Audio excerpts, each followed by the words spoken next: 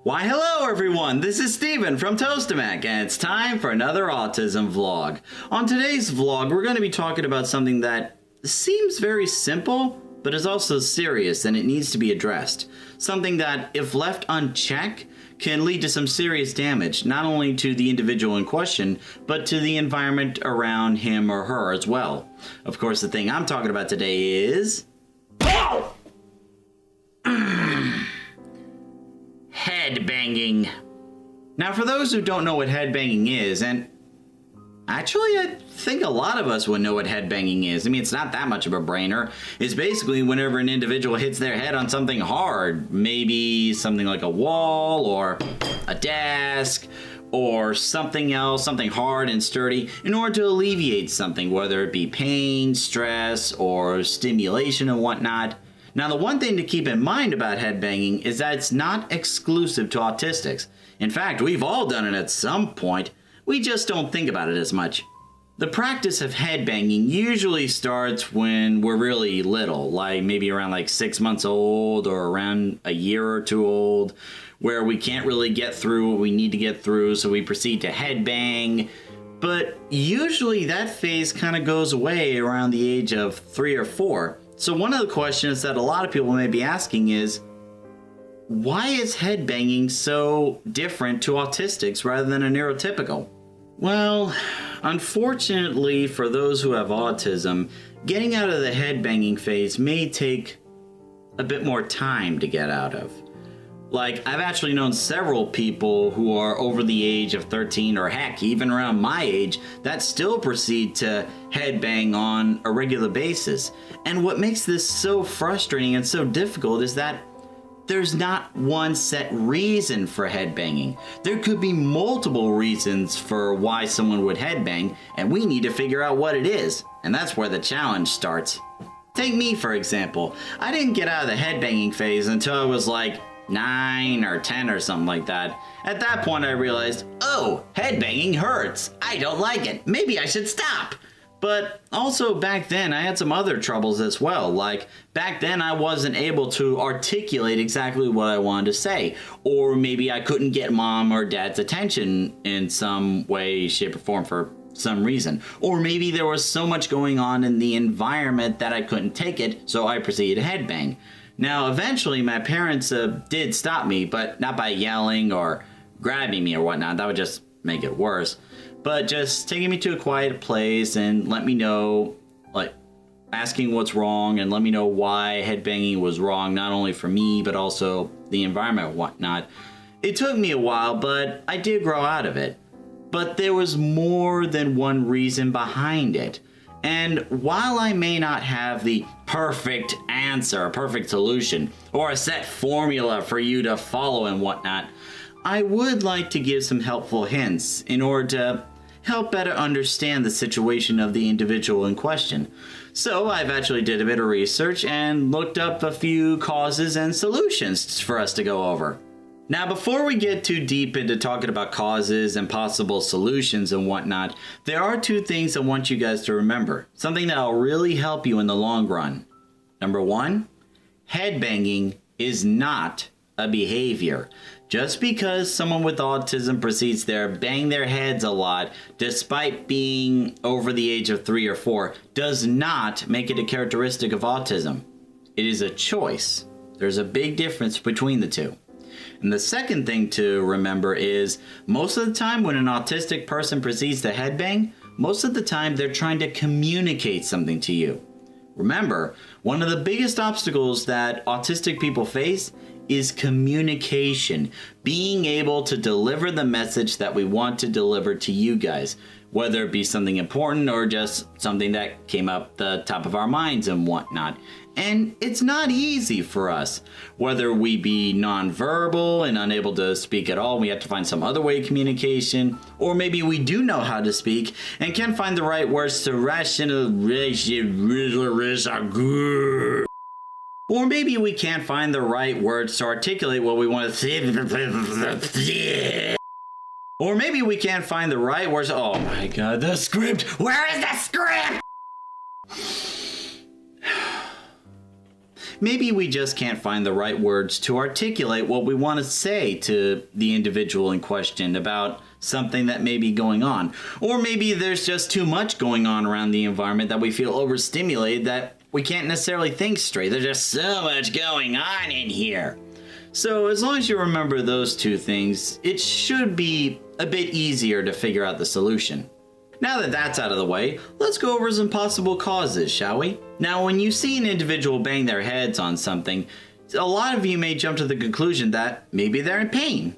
And sometimes you may be right, and sometimes it may be something else, but it doesn't hurt to check. So try to get them to stop headbanging and try to figure out why they're in pain. Where does it hurt? How much does it hurt? What can you do about it? But what if it's not pain? What if it's something else that's causing the headbanging, like stimulation? If an individual is understimulated, like there's nothing going on in the environment, they have nothing to do or nothing to say, they may proceed to headbang in order to cause stimulation or get the energies up in their bodies. Now, the opposite is just as likely to happen. If an individual is overstimulated or feeling very stressed or there's too much going on, they may proceed to headbang to alleviate said pain or stress. Hence why you want to get them to a quiet environment whenever that happens. Or perhaps, again, maybe it's a communication issue. Maybe they need to get your attention for something and don't know how, or maybe they don't know how to get your attention or just can't. They may proceed to headbang in order to get said attention.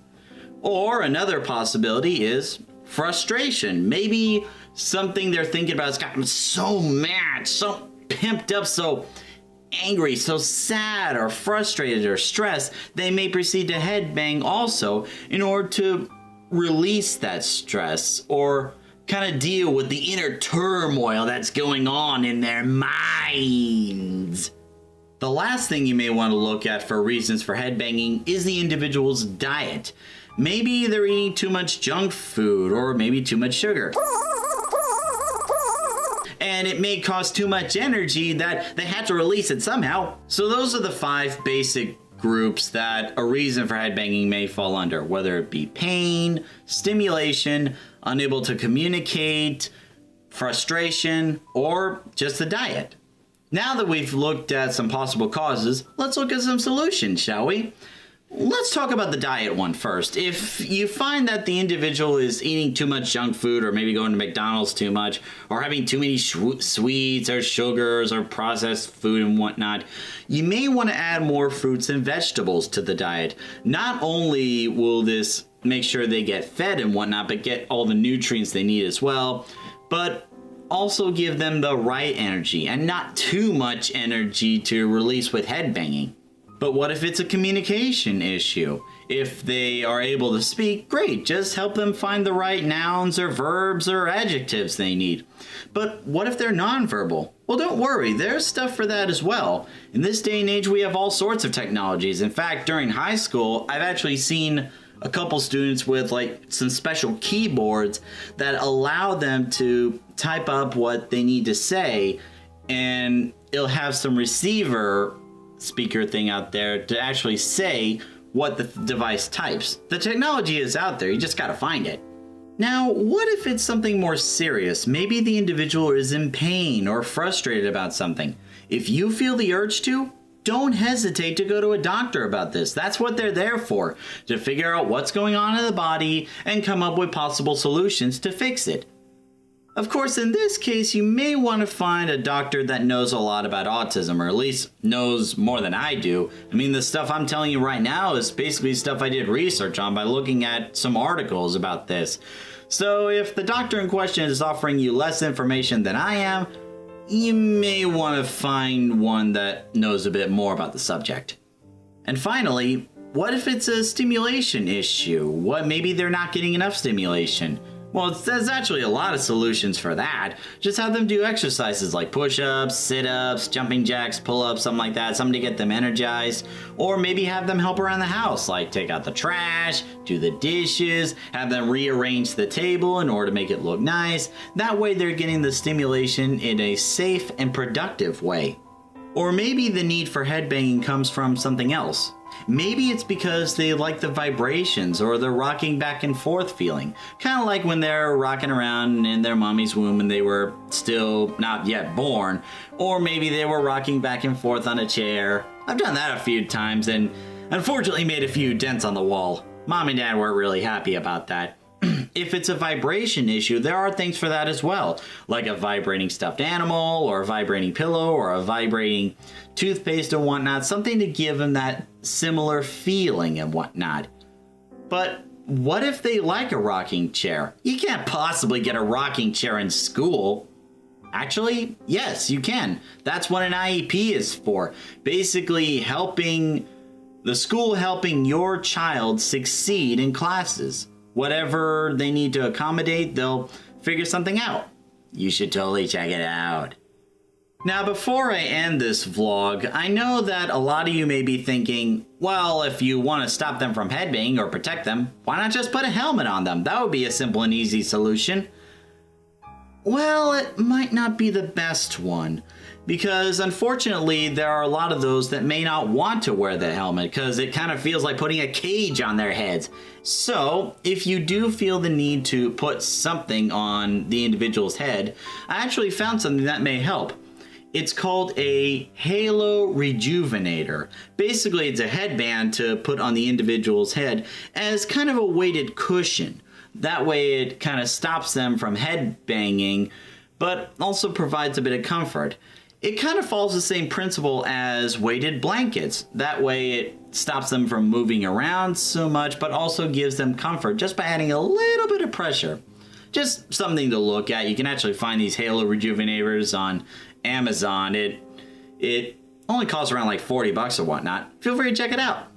And on that note, I'm going to end the vlog here. Thank you very much for watching, ladies and gentlemen. If you like what you saw, don't forget to like, comment, and subscribe. And what do you think about this headbanging scenario? Maybe you've had a different experience, or maybe you found something about headbanging that I didn't address here. Let us know in the comments below. Let's start a conversation here. If you had different experiences with headbanging or found different solutions to stop headbanging, let us know in the comments below. So thank you very much for watching, ladies and gentlemen, and until the next video, see you later.